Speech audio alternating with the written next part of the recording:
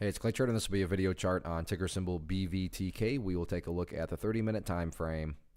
Real quick, what do I mean by 30-minute in case maybe you're new to charts?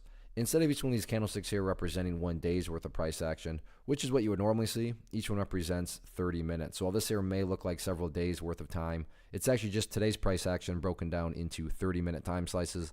I like to this time frame. I think that's a good job of telling the quote-unquote story of the price. And in this situation, makes mapping out a very logical question quite straightforward. And that question revolves around the fact that today the price made a really nice move. I mean, when you consider where the price was going into the day and then where the price ultimately closed up there, any rational person is going to say, yeah, the bulls definitely made a very, very nice move on the day. But that does lead to the valid question of, but is there any sort of true power behind this price movement? Is there any sort of genuine strength?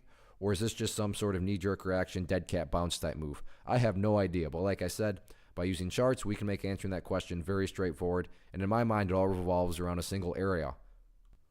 And that level is down here at,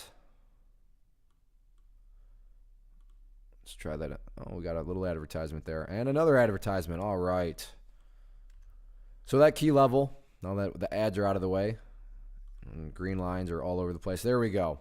Can you tell it's Friday? But that level to me is right there at 0023. Why is 0023 so important? Well, hopefully you can agree that the movement with true power is going to make progress forward, right? It's not going to go back to where it was. At this point, you're probably saying, hey, thanks, Captain Obvious. Of course, if a price movement has true power, it's not going to go back to where it was. That would be a contradiction. Exactly. So with that in mind, think about 0023. Any sort of closes below it, or worse yet, if the price separates to the downside, what would that be doing to the price at that moment in time? That would literally be putting the price right back inside of this big old range that the price just broke out of. Again, going back, not a sign of true strength. Whereas let's say the price pulls back here a little bit, not saying it will, but just for example's sake, pulls back and then behaves in that manner around 0023. What would you have in this situation? Well, even after a pretty drastic pullback, you'd still have a set of lows right there.